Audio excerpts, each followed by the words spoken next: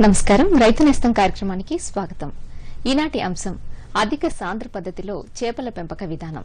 దీని గురించి మనకు వివరించడానికి తెలుగు రాష్ట్రాల్లోనే దీన్ని ఆచరించిన మొట్టమొదటి రైతు బిహెచ్ఆర్ విశ్వనాథరాజు గారు ప్రస్తుతం మనతో ఉన్నారు. వారిని అడిగి మరిన్ని వివరాలు తెలుసుకుందాం. నమస్కారం విశ్వనాథరాజు గారు. నమస్కారం అండి. అసలు ఆక్వా సాగుపై మీకు ఆసక్తి ఎలా కలిగిందంటారు? బేసిక్గా ఏంటంటే నేను హార్టికల్చర్ రైతునండి. హార్టికల్చర్ రైతునంటే నేను వ్యవసాయం చేసేదంతా కూడా పాలమూరు జిల్లాలో. పాలమూరు జిల్లా అంటే మీకు అందరికీ తెలుసున్నదే డ్రాట్ ఏరియా. అక్కడ నీటి కొరత బాగా అధికం.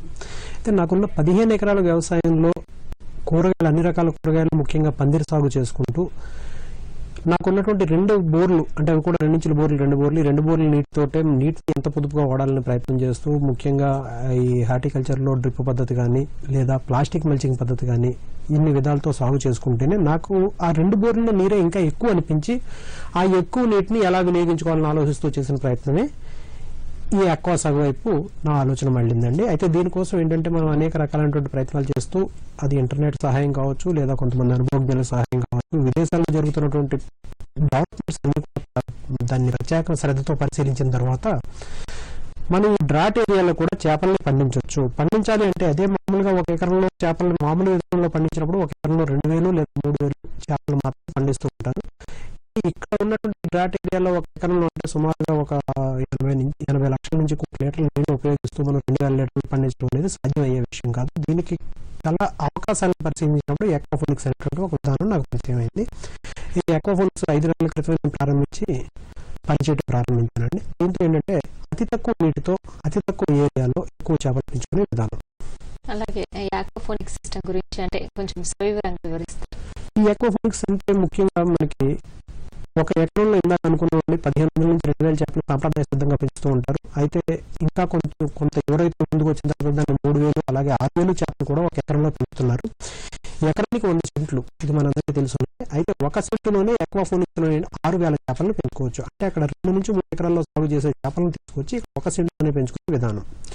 ముఖ్యంగా ఇంత హై డెన్సిటీ ఫిష్ ఫార్మింగ్ చేసినప్పుడు వచ్చేటువంటి మేజర్ ప్రాబ్లం ఏంటంటే, అంటే వాస్తవంగా మనకి చేపలు పెరిగే విధానాన్ని పరిశీలించినప్పుడు సముద్రాల్లో కానీ, నదుల్లో కానీ, కాలువల్లో కానీ, చెరువుల్లో కానీ అవి బతికే విధానంలో ఒకదాని వ్యర్థాన్ని ఇంకొకటి ఆహారంగా తీసుకుంటే, అంటే చేపలతో పాటు ఇంకా అనేక జీవులు మనకి సహజీవనం చేస్తూ ఉంటాయి. అవి ఉదాహరణకి కలవపూలు, తామరపూలు కావచ్చు, నాచు మొక్కలు కావచ్చు, నత్తలు, పీతలు లాంటి వివిధ రకాలైనటువంటి జీవజాలాలు, అలాగే జంతుజాలాలు, అలాగే మన మొక్కలు కూడా అక్కడ ఉన్నప్పుడు ఈ చేపల నుంచి వచ్చే వ్యర్థాలను ఎప్పటికప్పుడు గ్రహించడానికి న్యాచురల్ సిస్టమ్ అక్కడ డెవలప్ అయి ఉంది. కానీ రైతు చెరువుల్లో సాగు చేసేటప్పుడు ఏమవుతుందంటే, మీకు అందులో చేప వదిలిన తర్వాత అతను 200 రోజులు పెంచినా 300 రోజులు పెంచినా ముందు రోజు వేసినటువంటి చేప ఆ రోజు నుంచి ప్రతిరోజు వ్యర్థాలను విసర్జించుకుంటూ పోతూ ఉంటుంది. ఈ వ్యర్థాలు గ్రాడ్యువల్గా పొల్యూట్ అయిపోయి ఈ చేప యొక్క ఎదుగుదల మీద, దాని ఆరోగ్యం మీద కూడా ప్రభావం చూపిస్తూ ఉంటాయి. అందువల్ల అక్కడ అధిక సాంద్రతలో సాగు చేసే అవకాశం లేదు. ఆక్వాపోనిక్స్ వచ్చేటప్పటికి ఏంటంటే మనకి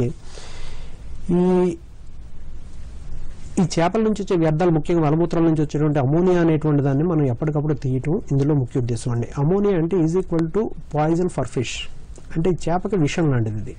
ఈ అమోనియా సహజసిద్ధంగానే నీటి అడుగు భాగం చేరి అక్కడి నుంచి పొల్యూషన్ అనేది జరుగుతూ ఉంటుంది. ఈ చేపల యొక్క వ్యర్థాలను తొలగించడం అనేది ఇందులో ఉన్నటువంటి ఒక అద్భుతమైనటువంటి విషయం. ముఖ్యంగా ఈ చేపల చెరువుల్లో ఉన్న నీటిని నిరంతరాయంగా మనం లోపల ఉన్నటువంటి ఒక సబ్మర్సిబుల్ పంపు ద్వారా అక్కడి నుంచి నీటిని తోడివేస్తూ ఉంటాం. అయితే ఈ విధానంలో తోడేటప్పుడు అధిక నీరు అవసరం అనేటువంటి భావన మనకు కలుగుతుంది. కానీ ఈ తోడేసినటువంటి నీటిని తీసుకెళ్లి అక్కడ మనం కొన్ని ఫిల్టరేషన్ సిస్టమ్స్ అరేంజ్ చేస్తామండి. వాటిలో ఒకటి సాలిడ్ ఫిల్టరు, 2 బయలాజికల్ ఫిల్టరు, 3 మనకి ఈ స్పాంజ్ ఫిల్టర్ అని, అలాగే శాండ్ ఫిల్టర్ అని కొన్ని ఫిల్టర్స్ని అరేంజ్ చేస్తాం. ఈ ఫిల్టర్స్లోకి వెళ్ళినప్పుడు ఏమవుతుందంటే వీటి నుంచి వచ్చిన సాలిడ్స్ అన్ని కూడా సాలిడ్ ఫిల్టర్లో ఫిల్టరేషన్ అయిపోయిన తర్వాత స్టెప్పుల్లో దీని నుంచి రిలీజ్ అయినటువంటి అమోనియా కాస్త నైట్రేట్ నుంచి నైట్రేట్ కానీ కన్వర్ట్ అయ్యి ఈ నైట్రేట్తో మనకి ఇక్కడ కూరగాయల సాగు అనేది చాలా అద్భుతంగా సాగుతూ ఉంటుంది. అయితే ఇప్పుడు ప్రస్తుత కాలంలో ప్రతి ఒక్కరికి కూడా మనకి ఆర్గానిక్ వెజిటబుల్ అనేటువంటి ఒక అవేర్నెస్ వచ్చింది. ఆర్గానిక్ వెజిటబుల్ తినాలి అనేటువంటి కోరిక సహజంగా వీళ్ళలో ఉన్నప్పటికీ కూడా ఆర్గానిక్ వెజిటబుల్స్ అందజేసేటువంటి చోటకి వెళ్ళి ఆర్గానిక్ వెజిటబుల్ కొన్నప్పుడు సహజంగానే మామూలు వెజిటబుల్ కన్నా ఆర్గానిక్ వెజిటబుల్ అనేది కొంత ఎక్కువ ధరను కలిగి ఉంటుంది. ఎక్కువ ధరను చెల్లించి వినియోగదారుడు కొనుగోలు చేసేటప్పుడు మనం ఇంత అధిక ధర చెల్లిస్తున్నాం, ఇది ఆర్గానిక్ కాదా అనేటువంటి ఒక డౌట్ మాత్రం తప్పనిసరిగా వినియోగదారులో ఉంటుంది. ఈ డౌట్ని క్లారిఫై చేయాలి అంటే మనకి ఆక్వాపోనిక్స్లో ఉన్న విధానం ఈ మొక్కల దగ్గర ఉన్న నీరు నిరంతరాయంగా, అంటే ఇక్కడ నుంచి చేపల దగ్గర నుంచి లిఫ్ట్ చేసిన నీరు మన మొక్కల దగ్గరికి వెళ్ళి అక్కడ అమోనియా కాస్త నైట్రేట్ కానీ కన్వర్ట్ అవుతూ మొక్కలకు ఆహారం అయిన తర్వాత అక్కడ న్యాచురల్ సిస్టంలో ఫిల్టర్ అయ్యి ఈ వాటర్ తిరిగి మళ్ళీ ఈ ఫిష్ పాండ్లోకి వస్తూ ఉంటుంది. అయితే వినియోగదారుడు ఇక్కడ చూసినప్పుడు ఈ మొక్కల దగ్గర నుంచి నిరంతరాయంగా నీరు మన చేపల దగ్గరకు వస్తున్నప్పుడు మొక్కల మీద ఏ విధమైన రసాయన ఎరువులు వాడినప్పటికీ కూడా విత్ ఇన్ ద మినిట్స్ లో చేపలు చనిపోతాయి. చేపలు ఇంత హెల్దీగా పెరుగుతున్నాయి అంటే ఇట్స్ 100% కూడా సేఫెస్ట్ వెజిటబుల్ అనేటువంటిది రూఢి అవుతుంది. దీనివల్ల ఒకటి సేఫ్ వెజిటబుల్ గ్రో అవుతుంది, అతి తక్కువ ఏరియాలోనే అత్యధిక సాంద్రతలో మనం చేపలు పెంచడానికి కూడా సహజ సిద్ధంగా వీలవుతుంది. ఇంకొక విషయం ఏంటంటే మనకి సహజంగానే చెరువుల్లో పెరిగిన చేప కన్నా కూడా నదిలో చేప రుచి ఎక్కువ అనేటువంటిది మనందరికీ తెలుసున్న విషయం అండి. ఎందుకంటే నదిలో న్యాచురల్ గా పెరుగుతుంది, చెరువులోకి వచ్చేటప్పటికి ఈ పొల్యూషన్ వల్ల దాని యొక్క రుచి పోవడం కానీ, లేదా దానికి పొల్యూషన్ అనేది ఎక్కువ అయిన తర్వాత వచ్చేటువంటి కొన్ని జబ్బుల్ని తగ్గించడం కోసం మనం కొన్ని రకాలైనటువంటి రసాయన ఎరువుల్ని చేపల చెరువుల్లో కూడా వాడటం సహజ సిద్ధంగా జరిగేదండి, లేకపోతే సాధ్యపడదు. ఇక్కడ వచ్చేటప్పటికి ఏంటంటే ప్రతిరోజు, ప్రతి గంట, ప్రతి నిమిషం, ప్రతి సెకండ్ కూడా ఈ చేపల వ్యర్థాలను ఎప్పటికప్పుడు క్లీన్ చేసి మనం బయటకు పంపించేస్తాం. కాబట్టి ఇక్కడ ఏ విధమైనటువంటి పొల్యూట్ అయ్యే అవసరం లేదు. నది చేపతో సరిసమానంగా తూగేటువంటి లేదా అంతకన్నా అధికమైనటువంటి రుచిని కలిగి ఇక్కడ చేప కూడా ఉంటుంది. ఇంకొకటి, దీన్ని మనం టౌన్లో కానీ సిటీల్లో కానీ పెంచుకున్నప్పుడు ఈ రోజు మనం ఎంత ఖర్చు పెట్టినప్పటికీ కూడా ఐసులో ఉన్న చేపనే మనం తీసుకోవాలంటున్నాము. ఐసులో ఉన్నటువంటి చేప అది నిన్నటిదా, మొన్నటిదా, లేదా 10 రోజుల నాటిదా అంతా కూడా తెలియని పరిస్థితి. ఇక్కడ ఈ చేప ఏంటంటే లైవ్ ఫిష్ అనేది మనం డైరెక్ట్గా తీసుకుంటాం. లైవ్ ఫిష్ తీసుకునేటువంటి అవకాశం, పైగా మామూలు జనరల్గా చెరువుల్లో ఏంటంటే మొత్తం చేప పట్టుబడి అంటూ పట్టాము అంటే మొత్తం చేపలంతటినీ ఒకసారి పట్టుబడి చేయాల్సి వస్తుంది. కానీ ఇక్కడ అలా కాదండి, ఈ చేపని రోజు కొంత భాగంగా కానీ లేదా ఒకే రోజు కానీ మొత్తం అన్నింటిని కూడా పట్టుకునే అవకాశం ఇందులో ఉన్నటువంటి ప్రత్యేకత. అంటే ముందుగానే ఈ పద్ధతిలో ఆక్వాఫోనిక్ సిస్టంలో అసలు ముందుగానే నేలను ఎలా సిద్ధం చేసుకోవచ్చు అంటారు? దీనికి మనకి ఆక్వాఫోనిక్స్ లో అండి, ఇటు చేపలను పెంచే విధానం కానీ లేదా అక్కడ కూరగాయలు పెంచే విధానంలో కానీ ఎక్కడ మట్టి అనేది కాంటాక్ట్ అవ్వదు. ఇక్కడ మనం అనుకున్నామండి, చెరువులో నీరు మొక్కల దగ్గరికి, మొక్కల దగ్గర నుంచి నీరు మళ్ళీ చెరువులోకి కంటిన్యూస్ వస్తూ ఉంటుంది అని. ఎప్పుడైతే మట్టితో కాంటాక్ట్ అయిందో మట్టిలో నీరు ఇంకిపోతుంది తప్ప అందులోంచి నీరు మళ్ళీ తిరిగి బయటకు పాండ్లోకి వచ్చే అవకాశం ఉండదు. కాబట్టి ఇక్కడ మనం చేపలను పెంచేది మట్టి లేకుండా కేవలం ఒక ప్లాస్టిక్ లైనింగ్ తోటి లైనింగ్ వేసి అందులో చేపలు పెంచుతూ ఉంటాం. అలాగే ఇక్కడ కూరగాయలు కూడా ఏంటంటే మనం ఒక ప్లాస్టిక్ పేపర్ 650 మైక్రాన్ అన్నటువంటి ప్లాస్టిక్ పేపర్తో లేయింగ్ చేసుకుని దాంట్లో కంకరతోటి బెడ్లు తయారు చేసుకుని, అంటే కంకర అంటే జనరల్గా మన స్లాబుల్లోని ఆర్సీసీ పనుల్లోని వాడేటువంటి కంకరే, అది ఉన్నటువంటి 14 అంగుళాల హైట్లోని ఒక మొట్టమొదటి 5 అంగుళాల ఎత్తునేమో 1.5 ఇంచు, తర్వాత 1 ఇంచు, తర్వాత 1/2 ఇంచు, ఇలా 3 రకాల గ్రావెల్స్ తోటి మనం బెడ్ అనేది తయారు చేసుకుంటాం. ఈ చేపల వ్యర్థాలతో కూడినటువంటి నీరు వచ్చిన తర్వాత ఈ రాళ్లలో పడి న్యాచురల్ గా ఫిల్టర్ అయ్యి ఆ ఫిల్టరేషన్ నుంచి మళ్ళీ న్యాచురల్ గా మన పాండ్లోకి వచ్చేస్తుంది. కాబట్టి ఇక్కడ నీటి యొక్క దుర్వినియోగం అనేది ఎక్కడ కూడా జరిగే అవకాశం లేదు. అతి తక్కువ నీటితో ఇటు చేపల్ని అటు కూరగాయలని రెండింటినీ సాగు చేస్తుంది. అవునండి, జనరల్ గా చూసినప్పుడు మనం ఒక ఎకరంలో అన్నప్పుడు ఒక ఎకరానికి 4000 స్క్వేర్ మీటర్లు. ఈ చేపల సాగు చేసేటువంటి రైతులందరూ కూడా జనరల్ గా 2.5 నుంచి 3 మీటర్ల లోతు చెరువును తవ్వుకుంటూ ఉంటారు. అంటే ఇది ఒక సముద్రం దగ్గర, గోదావరి, కృష్ణాల దగ్గర, ఏదైనా నది దగ్గర చేసినప్పుడు నీటి యొక్క ప్రాబ్లం పెద్దగా ఉండదు. అక్కడ ఆ చెరువులో మనకి 2.5 మీటర్ల లోతు తీశారు అనుకున్నప్పటికీ 4000 ఇంటూ 2.5 మీటర్లు అంటే సుమారుగా మనకి 10,000 క్యూబిక్ మీటర్ల ఏరియా చెరువుని యూజ్ చేసుకుంటున్నాం. 10,000 క్యూబిక్ మీటర్ల ఏరియాని మనం వాటర్తో ఫిల్ చేయాలంటే దానికి అవసరం అయ్యేటువంటి సుమారుగా 1 కోటి లీటర్ల నీరు. 1 కోటి లీటర్ల నీటిని వినియోగిస్తూ మనం కేవలం 2000 చేపలు పెంచడం ఎంతవరకు కరెక్ట్ అనేది కూడా మనం ఆలోచించాలి. అక్కడ నీటి లభ్యత అంటే కొన్ని ఇప్పుడు మనకి గోదావరి జిల్లాలోనే ఎక్కడ చూసినప్పుడు ఏంటంటే వద్దంటే నీరు అనవసరంగా మనకు సముద్రంలో కలిసిపోతుంది, అత్తమాటలు మన టీవీలో కావచ్చు, ఇంకో చోట కావచ్చు చూడొచ్చు. కాబట్టి అక్కడ వాళ్ళు సాగు చేస్తున్నారు, దాన్ని మనం తప్పట్టక్కర్లేదు. కానీ ఇక్కడ ఉన్నటువంటి డ్రాట్ ఏరియాలో అంత నీటి లభ్యత లేనప్పుడు ఏ రకంగా చేయాలి? అయితే ఈ కొత్త విధానం ఏమీ కాదండి, పూర్వం నుంచి కూడా విదేశాల్లో ముఖ్యంగా డ్రాట్ ఏరియా అయినటువంటి గల్ఫ్ కంట్రీస్ కావచ్చు, లేదా అమెరికా, జపాన్ లాంటి దేశాల్లో కావచ్చు, దీన్ని అత్యధిక సాంద్రతలో ఎప్పటి నుంచో మన పొరుగున ఉన్నటువంటి సింగపూర్, పాకిస్తాన్లో కూడా ఈ విధానాలు ఫాలో చేస్తున్నారు. ముఖ్యంగా చైనాలో అయితే ఇంకా అత్యధికంగా భారీ ఎత్తున ఈ సాగు చేపడుతున్నారండి. అలాగే అంటే అన్ని రకాల చేపల్ని సాగు చేయొచ్చు అంటారా? ప్రత్యేకమైన రకాలు ఏమైనా ఉన్నాయా ఈ పద్ధతిలో సాగు చేయడానికి? ఈ పద్ధతిలో ఏ చేపనైనా సాగు చేయొచ్చండి. ఇక్కడ ఉద్దేశం ఏంటంటే తక్కువ నీటిలో, తక్కువ ఏరియాలో ఎక్కువ చేపల్ని, ఎక్కువ అంటే జల జీవులని, అంటే ఒక చేపనే కాకుండా ఇంకా వేరే రకం ముత్యపాలు చేపలు కావచ్చు, లేదంటే మన పీతలు కావచ్చు, మడ్ క్రాబ్ అంటూ ఉంటాం. కానీ వాటిని ఏంటంటే మడ్ క్రాబ్ లాంటివి పెంచేటప్పుడు కొంత సెలనిటీ చాలా అవసరం. దానికి కనీసం మినిమం 15 ppt సెలనిటీ అనేది మడ్ క్రాబ్ కానీ, లేదా ఇంకా కొంచెం లేటెస్ట్గా ఇప్పుడు వస్తున్నటువంటి చేపలు గ్రూపర్ కానీ లేదా కోబియా కానీ ఇటువంటి చేపలకి కొంత సెలనిటీ అవసరం. ఆ సెలనిటీ ఇక్కడ తీసుకురావడం అనేది కొంచెం భారమైన పని. కాబట్టి ఈ స్వీట్ వాటర్లో సాగు చేసే ఏ చేపలైనా ఇందులో సాగు చేసుకునే అవకాశం ఉంది. అలాగే మీరు చేస్తున్న రకాల గురించి వివరిస్తారు? నేను సాగు చేస్తున్న రకం అంటే ఇప్పుడు మనం తీసుకొచ్చింది ఇది ఫస్ట్ ట్రయల్. అంటే నా యొక్క గోలు మనకి సీ బాస్, దాన్ని మనం తెలుగులో పండుగ పంటం, అలాగే తమిళ్లో వచ్చేసి ఇలా రకరకాల పేర్లతో దాన్ని పిలుచుకుంటూ ఉంటామండి. సీ బాస్కి ఏంటంటే హైలీ డిమాండెడ్ ఫిష్. ఇది జనరల్గా మన మార్కెట్లో మినిమం కిలో 450 నుంచి 500 రూపాయలు ధర పలుకుతూ ఉంటుంది. అదే మనం మామూలు సాధారణ రకాలైనటువంటి రోహు, కట్ల, బొచ్చ ఇటువంటి చేపలను తీసుకున్నప్పుడు రైతుకు వచ్చే రేటు కిలోకి 70 రూపాయల నుంచి 80, 90 ఇలా రేట్లు వస్తూ ఉంటాయి. కానీ ఈ విధానంలో ఏంటంటే మనం ఈ సీ బాస్ని కనుక పెంచుకున్నట్లయితే రైతు కనీసం 400 రూపాయల ధర వచ్చే అవకాశం ఉంది. అంతేకాకుండా లైవ్ ఫిష్ ఇచ్చినప్పుడు దానికి 500, 600 కూడా ధర వచ్చేటువంటి అవకాశం ఉంది. అయితే ప్రస్తుతం నేను సాగు చేస్తుంది అయితే సీ బాస్కి వెళ్ళే ఉద్దేశంలో, సీ బాస్ ఏంటంటే కొంచెం సెన్సిటివ్ ఫిష్, ప్లస్ దాంతోపాటు దానికి కెనబాలిజం అనేటువంటి ఒక ప్రత్యేక లక్షణం ఉంది. ఈ కెనబాలిజం ఏంటంటే ఆల్మోస్ట్ 2 గ్రాముల చేప 1 గ్రాము బరువు ఉన్న చేపలను డైరెక్ట్గా మింగేసేటువంటి అవకాశం దీంట్లో మెండుగా ఉందండి. దీనివల్ల ఏంటంటే సీ బాస్ అనేది మనకి మామూలు చెరువుల్లో చేసేటప్పుడు సాధ్యపడట్లేదు. అందులో 10,000 స్టాక్ చేసి మనం చేపలను పెంచితే రేపు పొద్దున హార్వెస్ట్ చేసే టైంకి అందులో 1000 ఉంటుందా 500 ఉంటుందా కూడా తెలియని పరిస్థితి. అయితే అటువంటి సీ బాస్ను సాగు చేసే ముందు, సీ బాస్ అనేది కొంచెం సెన్సిటివ్ ఫిష్ అండి. యాక్చువల్లీ సీ బాస్ అంటేనే పేరు ఉద్దేశం, సీ బాస్ అంటే సముద్రానికి రాజు. ముఖ్యంగా ఏషియన్ సీ బాస్కి ప్రపంచవ్యాప్తంగా కూడా మంచి గుర్తింపు, మంచి డిమాండ్ కూడా ఉంది. కానీ ఈ సీ బాస్ ఏంటంటే సెన్సిటివ్ ఫిష్, ప్లస్ దీని దగ్గర ప్లస్ మైనస్ 2 కూడా ఉన్నాయి. యాక్చువల్లీ సముద్రపు చేప అయినప్పటికీ కూడా 0 సెలినిటీలోనే పెరగగలదు. ఇన్ కేస్ ఏదైనా కారణాల వల్ల 40 సెలినిటీ వచ్చినప్పటికీ కూడా తట్టుకోగలదు. కానీ ముఖ్యంగా ఈ డిఓ ప్రాబ్లం కానీ లేదా మన ఆల్గే డెవలప్ అయినప్పుడు కానీ చాలా తొందరగా డ్యామేజ్ అయ్యే అవకాశం ఉంటుంది.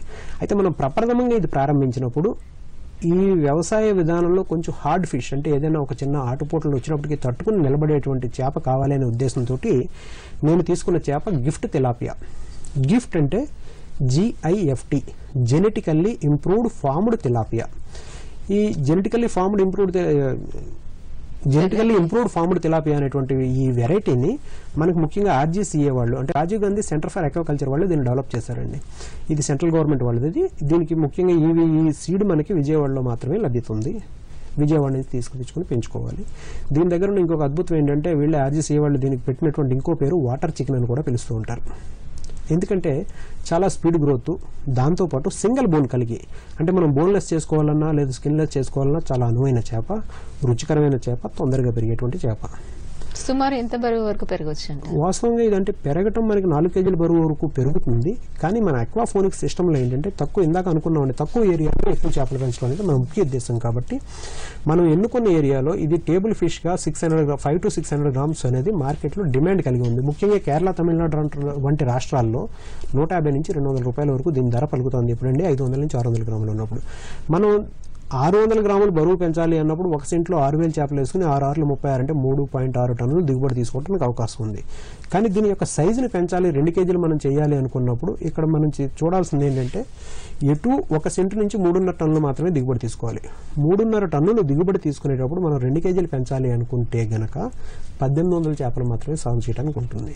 రెండవది ఏంటంటే చాలా ఎక్కువ కాలం, మీకు 1800 ఏదైతే 2 కిలోల చేప పెరగాలి అంటే దాని యొక్క కాల వ్యవధి కూడా చాలా ఎక్కువ ఉంటుంది. దీనికి మార్కెట్ డిమాండ్ 500 నుంచి 600 గ్రాములో మంచి డిమాండ్ ఉన్నందువల్ల 1 సెంట్లో 6,000 చేపలు పెట్టుకుని విత్ ఇన్ ద 6 మంత్స్లో అంటే 180 డేస్లోనే మనం ఈజీగా 600 గ్రామ్స్ రీచ్ అవటం. ప్రతి 6 నెలలకి కూడా మనం అక్కడి నుంచి ఈ 3 టన్నుల చేపను తీసుకోవడానికి దీంట్లో బాగా అవకాశం ఉందండి.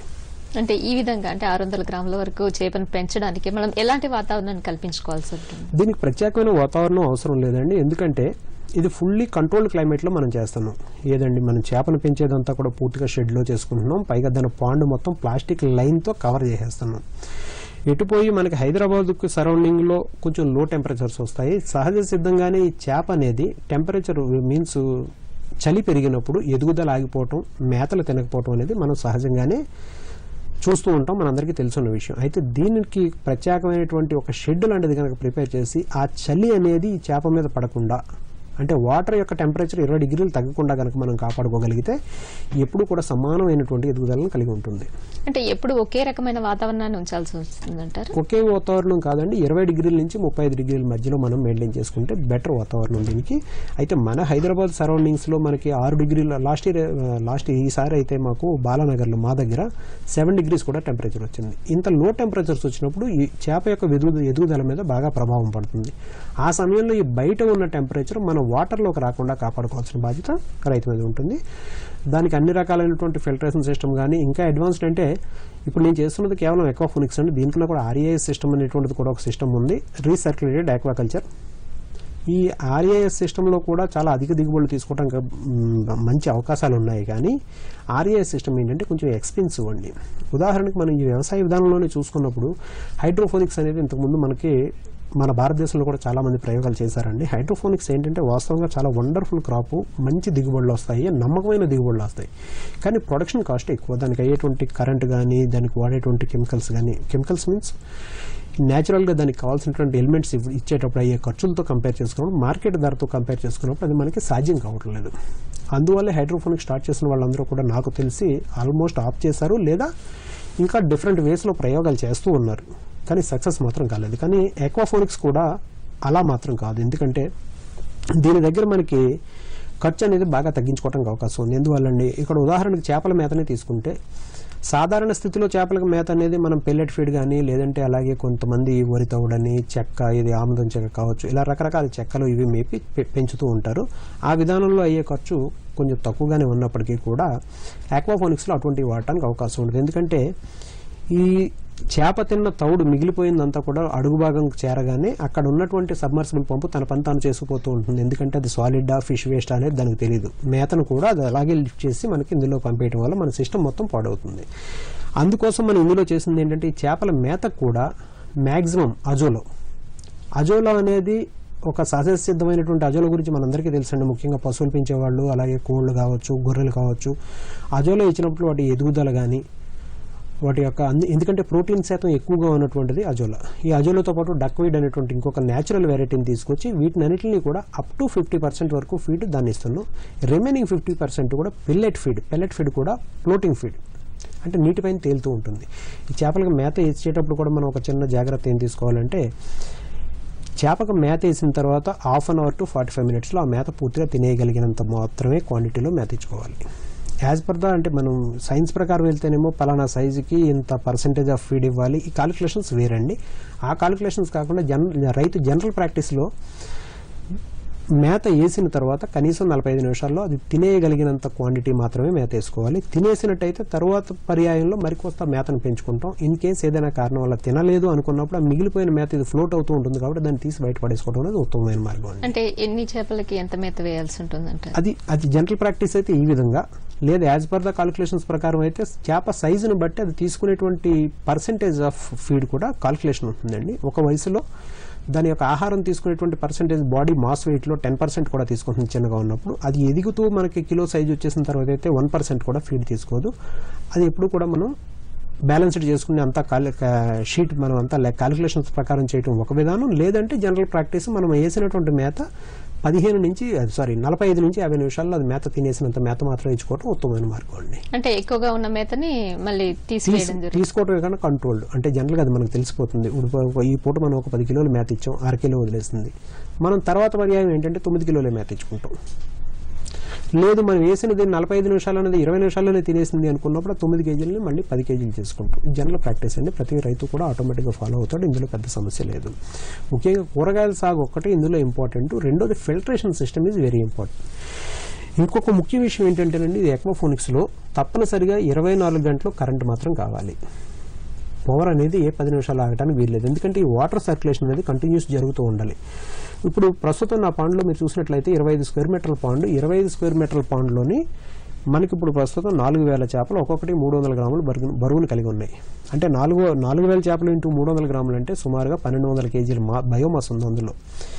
ఇంత వెయిట్ ఉన్నటువంటి చేపల నుంచి వచ్చే వ్యర్థం ఎంత ఉంటుంది అనేది మనం ఎక్స్పెక్ట్ చేయొచ్చు. అంత వ్యర్థం నుంచి వచ్చేటువంటి అమోనియా ఈ చేపల చెరువుని పొల్యూట్ చేయడానికి, చంపేయడానికి కేవలం 4 గంటలు టైం చాలండి.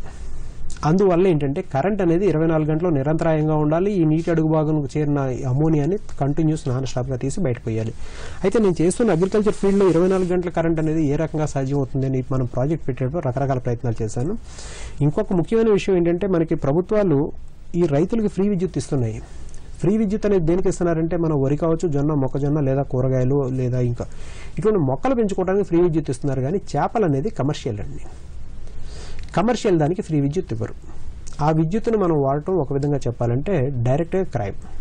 అందుకోసం మనం ఈ విద్యుత్ నుంచి సమస్య నుంచి ఎలా రావాలి అని ఫస్ట్ మేము కాలిక్యులేషన్ చేసుకుంటూ ఇండస్ట్రియల్ పవర్ తీసుకుందాం, అదైతే 20 అవర్స్ 24 అవర్స్ మనకు రెగ్యులర్ పవర్ ఉంటుంది అనే ఉద్దేశంతో దానికోసం కూడా ప్రయత్నం చేశాను. అయితే నా క్షేత్రానికి లైన్ రావాలి అంటే సుమారు 2 నుంచి 2,20,000 దాకా ఖర్చు అవుతుంది. అంత ఖర్చు పెట్టేదానికి బదులు ఆలోచించి మనం చేసింది ఏంటంటే డైరెక్ట్గా సోలార్ పెట్టేసుకున్నానండి.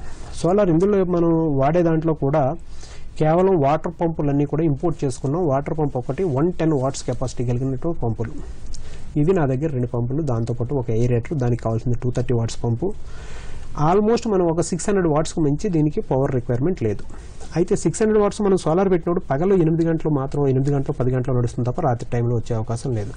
ఇవన్నీ కూడా నేను కాలిక్యులేషన్ చేసుకుని ఆలోచించి ఫైనల్గా చేసింది ఏంటంటే 2.4 kV కెపాసిటీ కలిగినటువంటి సోలార్ ప్యానల్స్ ఫిక్స్ చేసుకున్నాను. 2.4 kVలోంచి మనం డైరెక్ట్గా 600 వాట్స్ మనం 600 వాట్స్ మనం డైరెక్ట్గా వాడుకుంటూ ఉంటాం. రిమైనింగ్ 1800 వాట్స్ కూడా అక్కడి నుంచి వెళ్ళి మనం అరేంజ్ చేసుకున్న 180 AH బ్యాటరీలు 6, దాంతోపాటు 3 kV ఇన్వర్టర్ కూడా నేను అక్కడ అరేంజ్ చేసుకున్నాను. చేసుకున్నప్పుడు ఇదంతా కూడా వెళ్ళి మనకి ఈ ఇన్వర్టర్లో స్టోర్ అవుతుంది. దీనివల్ల రాత్రి పగలు తేడా లేకుండా నిరంతరాయంగా జరుగుతూనే ఉంటుంది. అలాగే నీటిని ఎప్పటికప్పుడు శుభ్రం చేస్తామని అంటున్నారు. ఈ నీటి యాజమాన్యం ఎలా చేపట్టాలంటారు? అసలు ఈ నీటిని ముందుగానే ఏమైనా పరీక్షించుకోవాల్సి ఉంటుందా చేపలకు తగిన విధంగా? ఓకే, ముఖ్యంగా నీటి పరీక్ష అనేది మనం చేపలు వదలడానికి ముందు నీటి పరీక్ష అనేది మనకు అనువైందా కాదా అనేది చూసుకోవాల్సిన బాధ్యత తప్పనిసరిగా రైతు మీద ఉందండి. దీని యొక్క pH వాల్యూస్ 7.5 ఉంటే బెటరు. pH వాల్యూలు 7.5% ఉండాలి. దాంతోపాటు ఇంకా మరికొన్ని ఒకసారి వాటర్ టెస్ట్ చేసుకున్నప్పుడు చూసి ఎవరైనా ఎక్స్పర్ట్ చెప్పేయగలరు, లేదా ఎటువంటి రైతులు ఎవరైనా అడిగినా కూడా నేను కూడా దానికి క్లారిటీ ఇవ్వగలుగుతాను. రెండవది ఏంటంటే మనం చేపలు మొదటిసారి వదిలేటప్పుడు ఈ టోటల్ యూనిట్ మొత్తం అంతా కూడా మనం చేపలు వదలడానికి వారం 10 రోజుల ముందు నుంచే స్టార్ట్ చేసి పెట్టుకోవాలి. వారం 10 రోజుల నుంచి స్టార్ట్ చేసుకుంటే వాటర్ సైకిల్ అనేది వారం 10 రోజుల పాటు జరిగినప్పుడు ఇందులో ఉన్నటువంటి హార్డ్నెస్ కానీ అవి అన్నీ కూడా నీట్గా క్లీన్ అయిపోతాయి. అయిపోయిన తర్వాత ఒకసారి వాటర్ టెస్ట్, పైగా ఈ యూనిట్ చేసే వ్యక్తి దగ్గర ముఖ్యంగా ఏంటంటే pH, నైట్రేటు అలాగే మనం అమోనియా టెస్టింగ్ చేసుకునేటువంటి ఒక కిట్ తప్పనిసరిగా కలిగి ఉండాలి. ఎందుకంటే అధిక సాంద్రతతో చేస్తున్నాం. మనం చేస్తున్నప్పుడు ఇందులో ఉన్నటువంటి ఎలిమెంట్స్ని ఎప్పటికప్పుడు మనం బ్యాలెన్స్ చేసుకోకపోతే మాత్రం తర్వాత ఒకసారిగా ఇబ్బంది కలుగుతుంది. అలాగే ఈ నీటిని కూడా మీరు కూరగాయల సాగు కూడా యూజ్ చేస్తున్నారని చెప్పారు. అలాగే ఎలాంటి కూరగాయలకు ఉపయోగిస్తున్నారు? ముఖ్యంగా మనం ఈ కూరగాయల సాగు కూడా ఇందాక అనుకున్నామండి, మట్టి అనేది ఎంత మాత్రం కూడా దీనికి తగలటానికి తగలకూడదు వాస్తవంగా చెప్పాలంటే. అయితే ఈ పెంచేటువంటి కూరగాయలు పెంచే దాంట్లో మనం ముఖ్యంగా టమాటా, వంగ అలాగే మిర్చి, వీటితో పాటు ఆకుకూరలు పుదీనా కావచ్చు, పాలకూర, తర్వాత మన కొత్తిమీర, అలాగే ఈ ఇంగ్లీష్ వెజిటబుల్స్ ఏదైతే నెట్యూస్ లాంటివి ఇటువంటి అన్ని కూడా ఇందులో సాగు చేసుకోవడానికి చాలా అనువైన రకాలు. అయితే ఇక్కడ మనం పెంచేదంతా కూడా రాళ్ల మీద నీళ్లలోనే ఇందాక నేను అనుకున్నామండి. పూర్తిగా రాళ్లలోనే మొక్క ఉంటుంది. ఈ రాళ్లలో మొక్క ఉండటం వల్ల జనరల్గా ఏంటంటే రైతుకు ఒక డౌట్ వస్తుంది, మన రాళ్లలో నీరు మొక్కను పెట్టావు, దాంట్లో నీటిని నింపుతున్నావు. నింపినప్పుడు జనరల్గా వేరు వ్యవస్థ అనేది నీటిలో ఉండిపోయినప్పుడు జనరల్గా మొక్క డ్యామేజ్ అయ్యే అవకాశం చాలా ఎక్కువ. ఇది ఎలా అధిగమిస్తామని దీనికి ఆటో సైఫన్ సిస్టమ్ అని మనం ఒక సైఫన్ సిస్టమ్ డెవలప్ చేసామండి.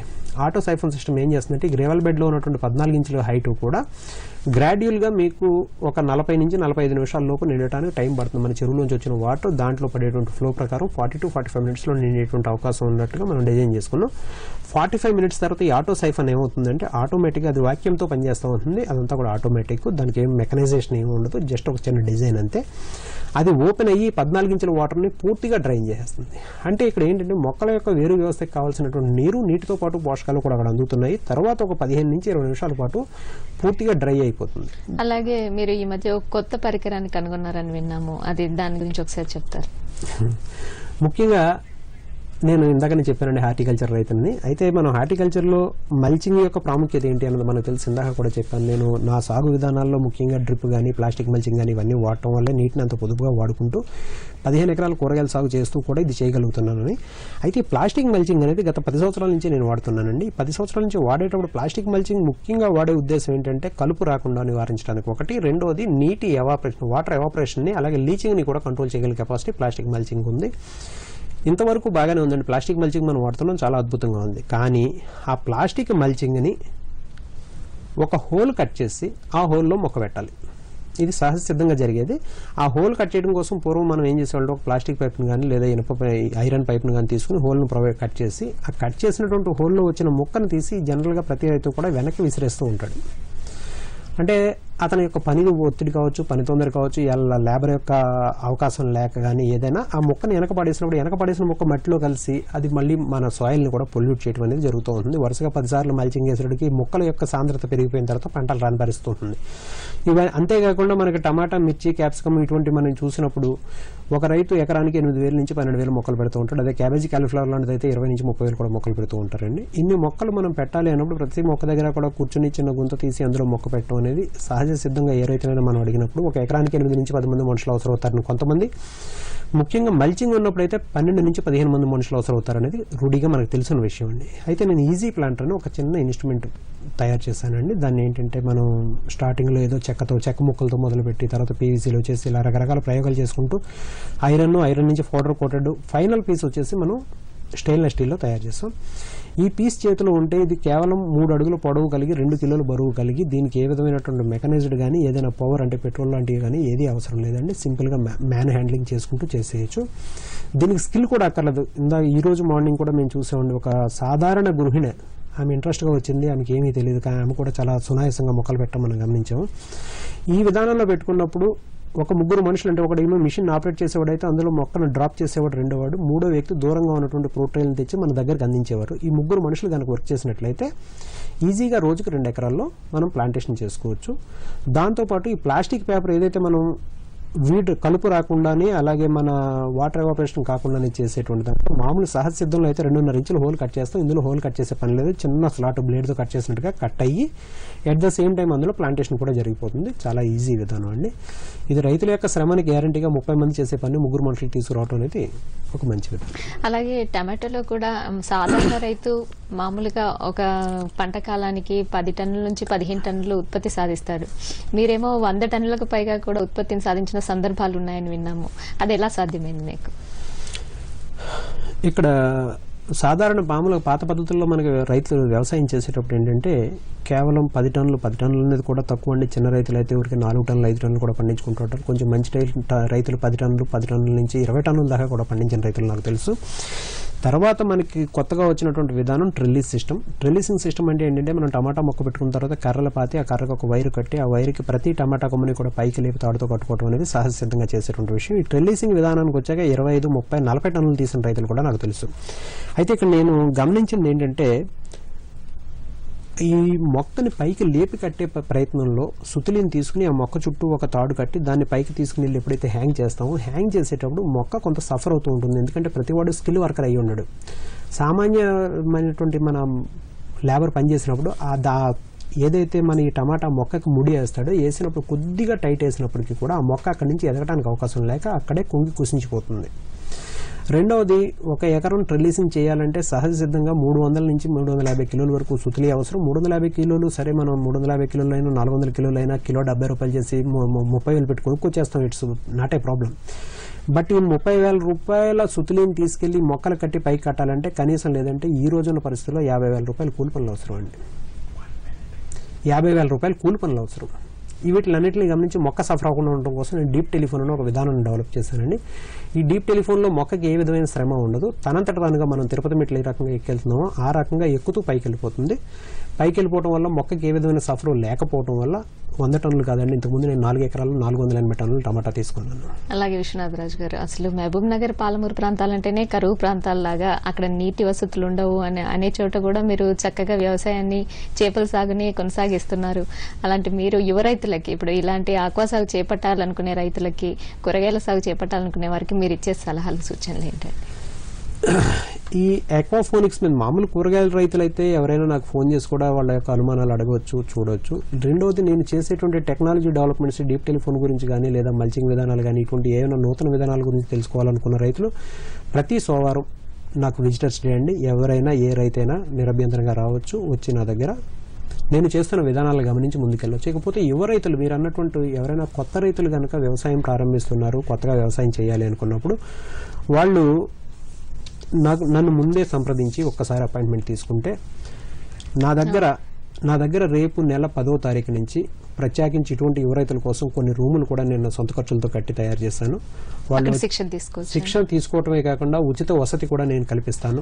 అక్కడ వారం రోజులు 10 రోజులు ఉండి చక్కగా పని నేర్చుకుని ఆక్వా సాగు గురించి చాలా కొత్త పరికరాలను కనుక్కొని చాలా చక్కగా వ్యవసాయాన్ని సాగిస్తూ ఆ వివరాలు కూడా మా రైతుల కోసం చాలా సవివరంగా వివరించారండి. కృతజ్ఞతలు. ఈ అంశం ఇంతటితో సమాప్తం.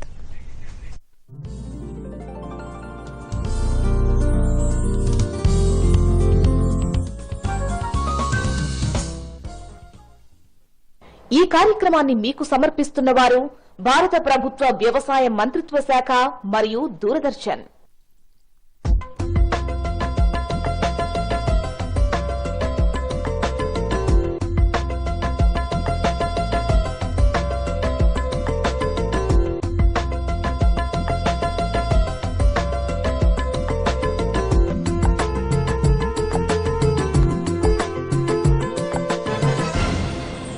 నమస్కారం. అధిక దిగుబడులకు పంటల సాగులో ఆచరించవలసిన మేలైన యాజమాన్య పద్ధతులతో పాటు సాగు ఖర్చులను తగ్గించే నూతన సాంకేతిక పరిజ్ఞానాన్ని అన్నదాతలకు చేరవేస్తూ వారి ఆర్థిక అభివృద్ధి ధ్యేయంగా ముందుకు సాగుతున్న వ్యవసాయ సమాచార కార్యక్రమానికి స్వాగతం, సుస్వాగతం. ఈనాటి కార్యక్రమంలోని ముఖ్య అంశాలు: మాగి జొన్న వేసుకుంటున్న రైతులు, కూరగాయల సాగులో అధిక లాభాలు సాధిస్తున్న రైతు అనుభవం, మార్కెట్ సమీక్ష, మార్కెట్ ధరలు, వాతావరణ సూచనలు ఉంటాయి.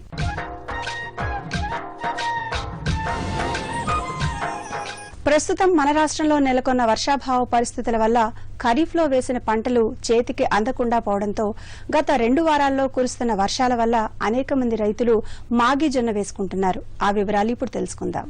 ప్రస్తుతం మన రాష్ట్రంలో సరైన సమయంలో సరైనంత వర్షాలు కురవక ఖరీఫ్లో వేసుకున్న పంటలు ఎదగక తీసేయాల్సిన పరిస్థితి నెలకొంది.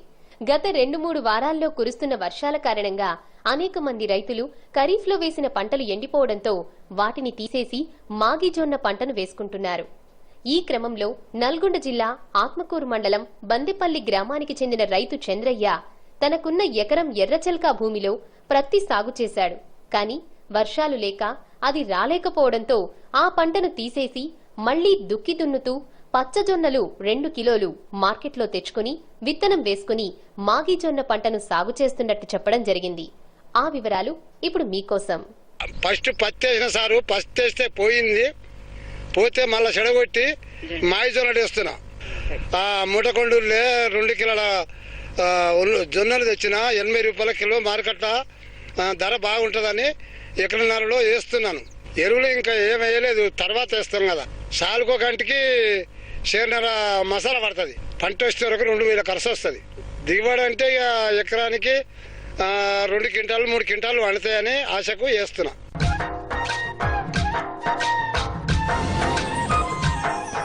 కూరగాయల్లో అధిక శాతం ప్రోటీన్లు, విటమిన్లు, అనేక రకాల ఖనిజ లవణాలు ఉండటంతో కూరగాయలను మనం తినే రోజువారీ ఆహారంగా తీసుకోవడం జరుగుతోంది. కూరగాయలకు మార్కెట్లో మంచి గిరాకీ ఉండటంతో అనేక మంది రైతులు కూరగాయల సాగును వాణిజ్య సరళిలో చేపడుతున్నారు. మరి ఈ నేపథ్యంలో కరీంనగర్ జిల్లా గోపాల్పూర్ గ్రామానికి చెందిన రైతు యేసురెడ్డి కూరగాయల సాగు ద్వారా పొందుతున్న అధిక లాభాలను గురించి మనం ఇప్పుడు తెలుసుకుందాం. ప్రస్తుతం కూరగాయలకు మార్కెట్లో మంచి గిరాకీ ఉండడంతో అనేక మంది రైతులు తమ పంట పొలాల్లో కూరగాయలను వాణిజ్య సరళిలో సాగు చేస్తున్నారు. ఈ క్రమంలో కరీంనగర్ జిల్లా గోపాల్పూర్ గ్రామానికి చెందిన రైతు యేసిరెడ్డి తనకున్న 10 ఎకరాల్లో వరితో పాటు కూరగాయలను సాగు చేస్తూ అధిక దిగుబడుల ద్వారా మంచి లాభాలను పొందుతూ చుట్టుపక్కల రైతులకు ఆదర్శంగా నిలుస్తున్నాడు. తన పొలంలో వివిధ రకాల కూరగాయలను సాగు చేస్తూ అధిక లాభాలను పొందుతున్న రైతు యేసిరెడ్డి అనుభవం గురించి తన మాటల్లో తెలుసుకుందాం.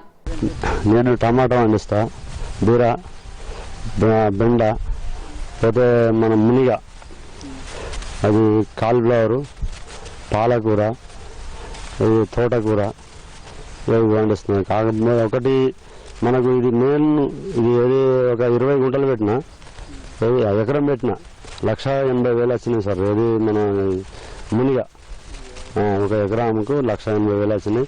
అయినా అది కొంచెం రోగాన్ని తట్టుకోలేదు. ఎన్ని మందులు కొట్టినా, ఎన్ని రకాలుగా చేసినా కానీ దానికి కంట్రోల్ కాలే. అప్పటికైనా ఇంకొక 2 వాళ్ళు ఖరాబ్ అయిపోయింది. ఒక పాలు అమ్మినా కానీ 1,80,000 వచ్చినాయి. టమాటా అంటే మేము ఇంత ఇప్పుడు ఈ వర్షాకాలం పెట్టాము, ఇప్పుడు పెడతాం, ఇప్పుడు పర్సెంట్ పెడితే మాకు ఇప్పుడు బయటకి రాదు కాబట్టి అప్పుడు రేట్ ఎక్కువ ఉంటుంది, అప్పుడు సుద్ధ లాభమే ఉంటుంది. ఒక 10 గుంటలు పెట్టిందనుకో ఒక దాదాపు ఒక 30-35 వేలు లాగా కంపల్సరీ ఖర్చులు విషయంగా.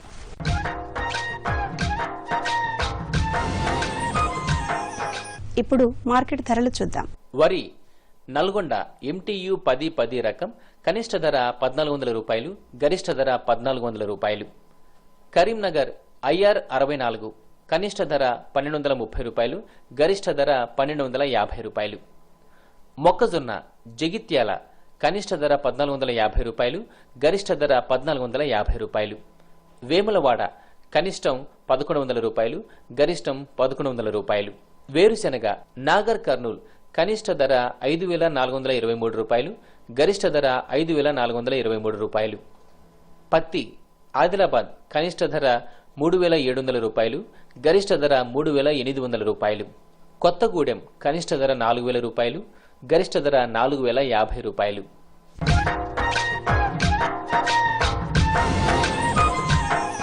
సంక్షిప్త సమాచారం వీక్షిద్దాం. రైతులకు ముఖ్య గమనిక. శాస్త్రీయ పద్ధతిలో యూరియా వాడకం లాభ నష్టాలు. యూరియాను అధికంగా వాడటం వలన పర్యావరణ నష్టంతో పాటు పంట దిగుబడి తగ్గుతుందని, యూరియా వృధాను అరికట్టి వ్యవసాయాన్ని మేలు చేయాలని వ్యవసాయ శాఖ పేర్కొంది. మీకు తెలుసా, మనం వాడుకునే యూరియాలో దాదాపు 2/3 వంతు ఆవిరి రూపంలో వృధా అవుతుంది. యూరియా వృధాను తగ్గించడానికి యూరియాను సరైన సమయంలో సరైన భాగంలో గుళికల రూపంలో ఉంటే వేప సంబంధిత యూరియాను వాడుకోవాలి. యూరియాను వాడటం వలన నైట్రోజన్ మాత్రమే మొక్కకు అందుతుంది. అలాగే భాస్వరం, పొటాషియం ద్వితీయ శ్రేణి కాగా సూక్ష్మ పోషకాలు, కార్బన్ మొదలైనవి లభించవు. యూరియాను ఇతర పోషకాలతో కలిపి వాడుకున్నప్పుడు మంచి ఫలితాలొస్తాయి. యూరియాను ఎక్కువ మొత్తంలో వాడటం వలన అధికంగా శాఖీయ పెరుగుదల ఉండటం వలన పంటల దిగుబడి తగ్గుతుంది. అధికంగా యూరియాను వాడటం వలన వాతావరణ కాలుష్యంతో పాటు భూమిలోని పంటలకు మేలు చేసే సూక్ష్మజీవులు కూడా మరణిస్తాయి.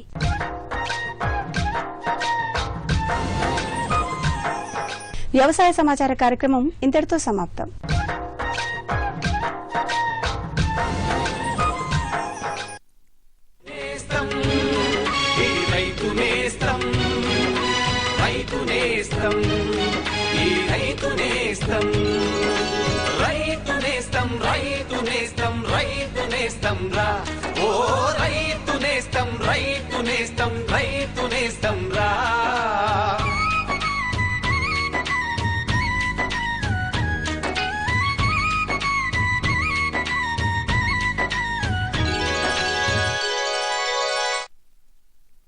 నమస్కారం.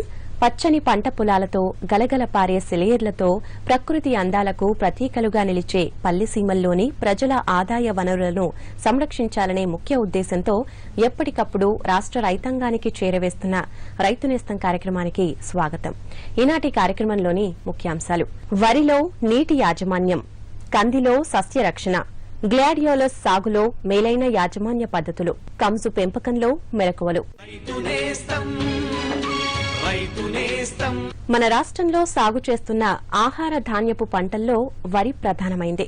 వరిని పలు వాతావరణ పరిస్థితుల్లో ఖరీఫ్, రబీ కాలాల్లోనూ సాగు చేస్తున్నారు. ఈ క్రమంలో వరిలో అధిక దిగుబడులు పొందుటకు నీటి యాజమాన్యంలో పాటించాల్సిన మెలకువలను గురించి ఇప్పుడు మనం తెలుసుకుందాం. వరి ప్రధానమైన పంటగా విలసిల్లుతోంది.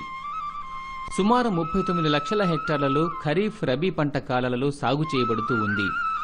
కాలువలు, చెరువులు, బావులు వర్షాధారంగా వరి పంటను రైతులు పండిస్తున్నారు. నిర్ణీత మోతాదులో నీటిని వాడుకోవడం ద్వారా వరిలో దిగుబడిని సాధించవచ్చని ప్రయోగాత్మకంగా నిరూపించారు. ఎరువులు, సస్యరక్షణ చర్యలతో పాటు నీటి యాజమాన్యం రైతులు సకాలంలో చేపట్టడం ద్వారా ధాన్యం దిగుబడులు అధికంగా ఉంటాయి. పైరు నాటిన నుంచి కోత దశ వరకు వరికి నీటి యాజమాన్యం అత్యంత అవసరం. పైరు నాటిన వెంటనే పొలంలో 5 సెంటీమీటర్ల లోతు నీరు ఉండాలి. ఈ విధంగా 3 నుంచి 4 రోజులు నీరు నిల్వ ఉంచడం వల్ల నారు ఎండ వేడిమికి ఎండిపోకుండా త్వరగా నిలదొక్కుని మూన తిరుగుతుంది. పిలుకలు వేసే దశ నుంచి అంకురం ఏర్పడే దశ వరకు పొలంలో 2 సెంటీమీటర్ల కంటే ఎక్కువ నీరు ఉండకూడదు. పిలుకలు పెట్టే దశలో నీరు ఎక్కువగా ఉంటే పిలకల సంఖ్య తగ్గి దిగుబడి తగ్గిపోతుంది. వరి పైరుకు వెన్ను అంకురార్పణ, చిరుపొట్ట, పూత, వెన్ను పాలు పోసుకునే దశలు తేమకు సున్నిత దశలు. ఈ దశలలో పొలంలో 5 సెంటీమీటర్ల నీరు ఉండేటట్లు చూడాలి. వెన్ను పసుపు వర్ణంగా మారే దశ నుండి నీరు పెట్టనవసరం లేదు. పొలాన్ని ఆరబెడితే పైరు పరిపక్వత వేగంగానూ సమానంగానూ ఉంటుంది.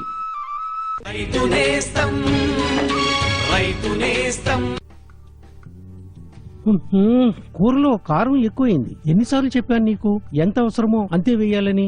నా వల్లైతే ఇలా అప్పుడప్పుడు అవుతుంది, కానీ మీరైతే పొలంలో మీకు తోచిన క్రిమి సంహారకాలని వాడేస్తారు. మరి దాని సంగతో? ఉన్నమాటేగా అంటోంది కోడలు. చూడు, పొలంలో ఎంత అవసరమో అంతే మందు వెయ్యి. గుర్తుంచుకోండి, క్రిమి సంహారకాలు విషపూరితాలు. డబ్బా పైన రాసిన సూచనల ప్రకారమే మందు వేయాలి. ముందు ఫెరమోన్ ట్రాప్, లైట్ ట్రాప్, మిత్ర కీటకాలు, జైవిక క్రిమి సంహారకాలు వంటివి ఉపయోగించాలి. అవసరమైతేనే రసాయనిక క్రిమి సంహారకాలు ఉపయోగించాలి. మందు చల్లడం పొద్దున కాని సాయంత్రం కాని చేతి తొడుగులు, మాస్క్, ఇంకా పొడుగు చేతుల చొక్కా వేసుకుని చేయాలి. గాలి వీచే దిశలో చల్లుతూ వెనక్కి నడవాలి. మందు డబ్బాలు, చల్లే యంత్రాలు సురక్షితమైన చోట ఉంచాలి. ఇప్పుడేనా అర్థమైందా? అర్థమైంది భార్యామణి. ఇక చెయ్యను ఇలాంటి పిచ్చి పని. తాగించిందా నీకు 3 చెరువులు నీళ్లు?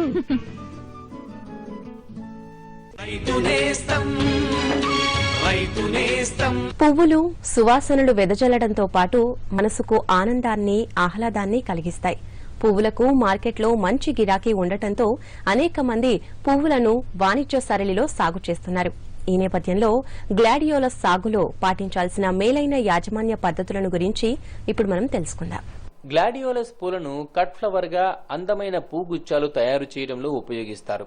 దీన్ని సమశీతోష్ణ వాతావరణ పరిస్థితుల్లో బయట ప్రదేశంలో సాగు చేయవచ్చు. పగటి ఉష్ణోగ్రత 15 నుంచి 20 డిగ్రీల సెంటీగ్రేడ్ ఉండాలి. గ్లాడియోలస్ సాగుకు తేలికపాటి నేలలు అనుకూలంగా ఉంటాయి.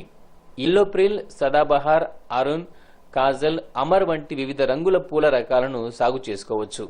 దీన్ని దుంపల ద్వారా ప్రవర్ధనం చేస్తారు. దుంపలను తవ్వి తీసిన తర్వాత 3 నెలల వరకు నిద్రావస్థ ఉంటుంది. కాబట్టి ఆ తర్వాత వాటిని 24 గంటలు నీటిలో నానబెట్టి నాటుకోవాలి.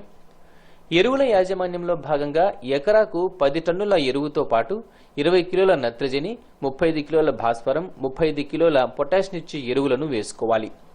తర్వాత పైపాటుగా 20 కిలోల నత్రజనిని 2 దఫాలుగా అంటే 3 ఆకులు 6 ఆకుల దశలో వేయాలి. అలాగే వాతావరణ, భూమి పరిస్థితులను అనుసరించి 7 నుంచి 10 రోజుల వ్యవధిలో నీటి తడులు ఇవ్వాలి. పూల కాడలు ఏర్పడే సమయంలో నీటి ఎద్దడి ఉండకుండా చూసుకోవాలి. మొదటి పుష్పపు రంగు కనబడిన వెంటనే పూల కాడను 4వ ఆకు వరకు కత్తిరించి మొదలు నీటిలో ఉంచాలి. గ్లాడియోలస్ సాగులో పాటించాల్సిన మేలైన యాజమాన్య పద్ధతుల గురించి శాస్త్రవేత్త మాటల్లో తెలుసుకుందాం. సమతల నేలల్లోనే ఈ దుంపలను ప్లాట్ల లాగా చేసి నాటుకోవచ్చు. అలా కాకుండా బరువైన నేలల్లో బోదలు చేసి బోదల్లో లేక ఎత్తైన మడుల్లో కానీ ఈ దుంపల్ని నాటుకోవచ్చు. వరుసలకు మధ్య దూరం 30 సెంటీమీటర్లు, మొక్కకు మొక్క దూరం 20 సెంటీమీటర్లు ఉండేటట్టు దుంపను 5 నుంచి 8 సెంటీమీటర్ల లోపల నాటుకోవాలి. దుంప నాటేటప్పుడు ఎప్పుడు కూడా భూమిలో సరైన తేమ ఉండేటట్టు చూసుకోవాలి. దుంపలు నాటేటప్పుడు సరైన తడి ఉండేటట్టు చూసుకోవాలి. అదేవిధంగా దుంపలన్నీ కూడా మొలకెత్తే వరకు భూమిలో తడి ఆరకుండా చూసుకోవాలి. వీలైనంత వరకు పువ్వు కాడలు వచ్చే సమయంలో నీటి ఎద్దడి అనేది లేకుండా చూసుకోవాలి. మొక్కలు ఎదిగే కొద్దీ మొక్క చుట్టూ మట్టిని ఎగదోయాలి. ఈ విధంగా ఎగదోయడం వల్ల మొక్కలు పక్కకు పడిపోకుండా ఉంటాయి. ఇక పూకాడలు వచ్చే సమయంలో కూడా పూల కాడ యొక్క బరువుకి మొక్కలు పక్కకు పడిపోయే అవకాశం ఉంది. దీనికి కర్రను పాతి ఊతనియ్యాలి. సరే, ఎవరితోనండి ఇంతగా తెగనవ్వుతూ మాట్లాడుతున్నారు? కిసాన్ కాల్ సెంటర్ విశేషజ్ఞుడితో పంట గురించి సలహా తీసుకుంటున్నాను. పొద్దున సరే, మధ్యాహ్నం కూడానా? కిసాన్ కాల్ సెంటర్ ఉదయం 6 గంటల నుండి రాత్రి 10 వరకు తెరిచే ఉంటుంది. ఆదివారం కూడానా? ఏడాదిలో 365 రోజులు తెరిచుంటుంది. వ్యవసాయ సంబంధిత సమస్యలకి మీ భాషలో వెంటనే సమాధానాన్ని పొందడానికి దేశంలోని ఏ ఫోన్ నుంచైనా జాతీయ హెల్ప్ లైన్ నంబర్ 1800-180-1551 పై సంప్రదించండి. మన రాష్ట్రంలో సాగు చేస్తున్న పప్పుగింజ పంటల్లో కంది ముఖ్యమైంది. కందిపప్పుకు మార్కెట్లో మంచి గిరాకీ ఉండటంతో అనేక మంది రైతులు కంది సాగుపై మక్కువ చూపిస్తున్నారు. కందిలో ఆశించిన అధిక దిగుబడులు పొందుటకు పాటించాల్సిన సస్యరక్షణ పద్ధతులను గురించి ఇప్పుడు మనం తెలుసుకుందాం. మన రాష్ట్రంలో కంది దాదాపు 15 లక్షల ఎకరాల్లో సాగు చేయబడుతోంది. ప్రత్తి, మిరప, పొగాకుకు ప్రత్యామ్నాయంగా అలాగే పెసర, మినుము, వేరుశెనగ లాంటి పైర్లలో మిశ్రమ పంటగా కందిని సాగు చేసుకోవచ్చు. కందిని ఆశించి నష్టపరిచే వాటిలో ఆకు చుట్టు పురుగు, కాయతొలుచు పురుగు, ఎండు తెగులు ముఖ్యమైనవి. కంది పెరిగే దశలో ఆకు చుట్టు పురుగు ఆశిస్తుంది. ఆకులను, పూతను చుట్టగా చుట్టుకొని లోపల ఉండి గీరి తింటుంది. దీని నివారణకు 320 మిల్లీలీటర్ల మోనోక్రోటోఫాస్ 200 లీటర్ల నీటిలో కలిపి పిచికారీ చేయాలి. కందిలో కాయతొలుచు పురుగు పూత, పిందె దశలో కాయలకు రంధ్రాలు చేసి గింజలను తింటూ ఒక కాయ నుండి మరో కాయకు ఆశిస్తుంది. దీని నివారణకు పూత దశలో 500 మిల్లీలీటర్ల క్లోరిపైరిఫాస్, కాయ దశలో 300 గ్రాముల ఎసిఫేట్ 200 లీటర్ల నీటిలో కలిపి పిచికారీ చేయాలి. కందిలో ఎండు తెగులు సోకిన మొక్కలు పూర్తిగా కానీ మొక్కలో కొంత భాగం కానీ వాడి ఎండిపోతాయి. దీని నివారణకు జొన్నతో పంట మార్పిడి చేయాలి. అలాగే ఈ తెగుళ్లు తట్టుకునే ICPL 87-119, ICPL 88-63 రకాలు వేసుకోవాలి. అయితే నీరు నిల్వ ఉండే భూముల్లో కందిని సాగు చేయకూడదు. ఈ సంవత్సరం వర్షాలు అధికంగా కురయడం చేత ఈ చాలా రోజుల వరకు కూడా కంది పూతకు రాకుండా ఇప్పుడిప్పుడే పూతకు వస్తున్న సందర్భాన్ని మనం గమనిస్తాము. దీనిలో సస్యరక్షణగా గమనించినట్లయితే పూత దశ లోపల మారుక, గూడుగట్టే పురుగు కానీ, ఆ తర్వాత వచ్చేటువంటి పచ్చపురుగు హీలియోథిస్, హెలికోవర్ప కానీ ఇలాంటి వచ్చేటువంటి అవకాశాలున్నాయి. అదేవిధంగా ఎండు తెగులు కూడా. ఈ 3 ముఖ్యమైనటువంటి సమస్యలను కనుక మనం నివారించే పద్ధతిని ఆలోచించినట్లయితే, మొదటగా రైతు సోదరులు ఒక్కొక్క హెక్టార్కు సుమారు 10 వరకు లింగాకర్షణ బుట్టలు పెట్టుకోవడం, అదేవిధంగా ఒక్కొక్క హెక్టార్కు సుమారు 50 వరకు పక్షి స్థావరాలను ఏర్పాటు చేసుకోవడం, అదేవిధంగా ఈ గూడుగడ్డే పురుగు లాంటి కనుక తొలి దశలో గమనించినట్లయితే ఈ NPV వైరస్ లాంటి కానీ లేకపోతే వేప కషాయానికి సంబంధించినవి అంటే సుమారు అజాడిరెక్టిన్ 1500 ppm ఉండేటువంటి వాటిని 5 ml 1 లీటర్కి కలుపుకొని పిచికారీ చేసుకున్నట్లయితే ఈ కీటకాలకు సంబంధించినటువంటి గుడ్లను తొలి దశలో నిర్మూలించడం కూడా సాధ్యపడుతుంది.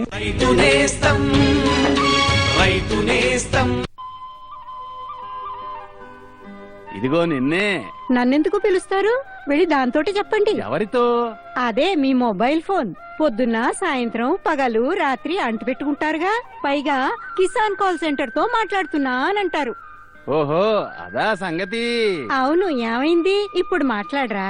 ఇప్పుడు క్షణంలో మాట్లాడిపోతాయి. అలాగా? అవును, ఇప్పుడు ఎక్కువ లైన్లు, ప్రత్యేకమైన టెక్నిక్ కారణంగా వ్యవసాయ నిపుణులతో వెంటనే మాట్లాడొచ్చు. ఎప్పుడైనా లైన్ బిజీగా ఉంటే మన సమస్యల్ని ఫోన్ పై రికార్డ్ చేయొచ్చు. వారి నుండి ఫోన్ వస్తుంది. ఇంకా సమస్యకి పరిష్కారం కూడా మెసేజ్ రూపంలో వస్తుంది. ఇదిగో చూడు, వచ్చేసింది. అరేవా, అంటే దీని అర్థం వేచి ఉండక్కర్లేదన్నమాట. అవును, అందుకేనన్నమాట ఈ మధ్య నా మీద అంత ప్రేమ వస్తోంది. వ్యవసాయ సంబంధిత సమస్యలకి మీ భాషలోనే వెంటనే సమాధానం పొందడానికి దేశం మొత్తంలో ఏ ఫోన్ నుంచైనా హెల్ప్ లైన్ నంబర్తో సంప్రదించండి. రైతుల నేస్తం కిసాన్ కాల్ సెంటర్.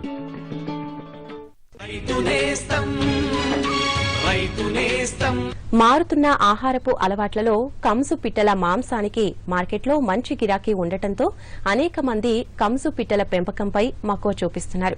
ఈ క్రమంలో కంసు పిట్టల పెంపకంలో చేపట్టాల్సిన మెలకువలను గురించి ఇప్పుడు మనం తెలుసుకుందాం. కంసు పిట్టలు అతి త్వరగా పెరిగి తిన్న మేతను సులువుగా మాంసంగా మారుస్తాయి. ఈ పిట్టలను మాంసం కోసం, గుడ్ల కోసం 2 రకాలుగా పెంచుతారు. వీటి మాంసం రుచిగాను, మృదువుగాను ఉండి గుడ్లలో ఎక్కువ మాంసకృతులు కలిగి ఉండడం వలన కంచు పిట్టలకు వాణిజ్యపరంగా మార్కెట్లో మంచి డిమాండ్ కలిగి ఉంది. అయితే కంచు పిట్టల పెంపకం లాభదాయకంగా ఉండాలంటే మొదట రకాల ఎంపిక నుంచి పోషణ, యాజమాన్య పద్ధతుల వరకు తగిన జాగ్రత్తలు తీసుకోవాల్సిన అవసరం ఉంటుంది. ప్రస్తుతం జపనీస్ జాతికి చెందిన కంచు పిట్టలను ఎక్కువ మంది పెంచుతూ ఉన్నారు. మొదటగా 1 రోజు వయసున్న పిల్లలను పెంచుకొని బ్రూడర్ షెడ్లో పెంచుతూ తగిన జాగ్రత్తలు తీసుకోవాలి.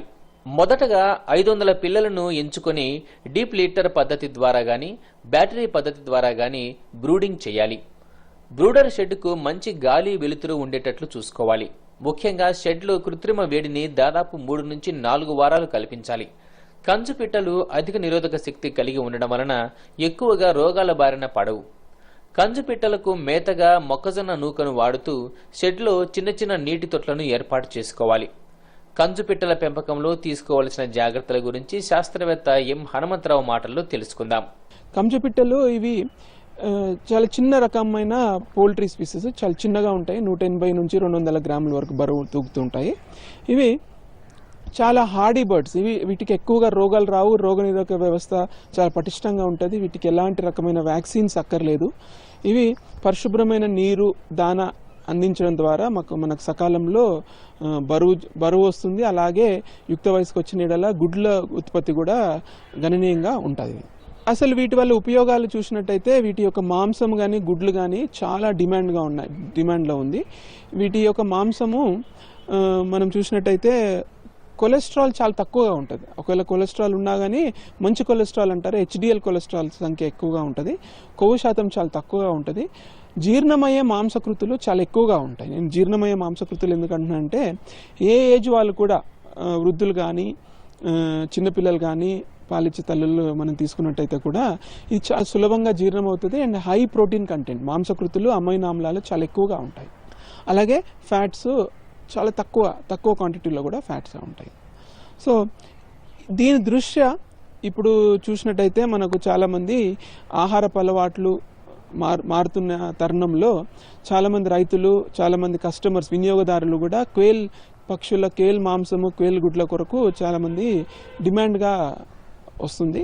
దీని కొరకు చాలామంది రైతులు కూడా ఈ కోళ్ల పెంపకము పెద్ద ఎత్తున చేపడుతున్నారు.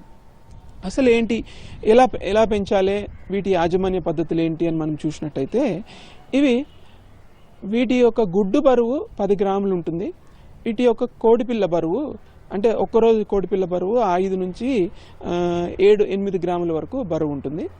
వీటి యొక్క ఇంక్యుబేషన్ పీరియడ్ అంటే పొదిగే కాలం చూసినట్టయితే 17 రోజులు ఉంటుంది. అలాగే వీటిని పెంచడానికి కావాల్సిన స్థల విస్తీర్ణం చూసినట్టయితే 0.1 SFT అంటే 1 స్క్వేర్ ఫీట్లో మనము 8 నుంచి 10 కంచు పిట్టలను సులభంగా పెంచవచ్చు, నేలపైన పెంచవచ్చు. వీటికి ఎక్కువగా స్థల విస్తీర్ణం అవసరం లేదు కాబట్టి చిన్న ప్రదేశంలో కూడా ఒక చిన్న 10x10 రూమ్లో కానీ మంచి గాలి వెలుతురు బాగా ప్రసరించే రూమ్లో కూడా మనము వీటిని పెంచవచ్చు. ఎక్కువగా urban area, peri urban area districts కానీ డిస్ట్రిక్ట్ హెడ్ క్వార్టర్స్, టౌన్స్లలో వీటి యొక్క మాంసము గుడ్లు డిమాండ్ చాలా ఉంది. సో వీటిని చిన్న ప్రదేశం మనకు ఏదైనా ఒక 10x10 రూమ్ మనం ఇలాంటి అందుబాటులో ఉంటే షెడ్లు అవన్నీ వేయాల్సిన అవసరం లేదు. వీటిని కేజెస్లో కూడా పెంచవచ్చు, డీప్ లిటర్లో కూడా పెంచవచ్చు, తక్కువ స్థల విస్తీర్ణం. ప్లస్ వీటి యొక్క మార్కెటింగ్కి వచ్చే కాలం చూసినట్టయితే 5 వారాల్లో దాదాపు 180 నుంచి 200 గ్రామ్ వరకు బరువు వచ్చేస్తాయి. 5 వారాల్లో మనం మార్కెటింగ్ చేసుకోవచ్చు.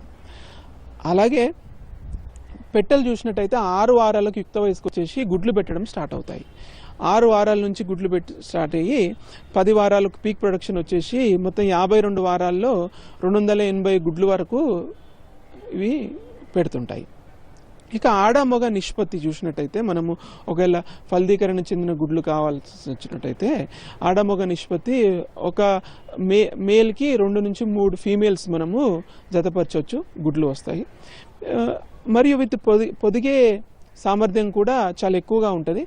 అంటే మనం ఆర్టిఫిషియల్గా పొదిగించినట్టయితే హ్యాచబిలిటీ వచ్చేసి 70 నుంచి 80% వరకు హ్యాచబిలిటీ వస్తుంది.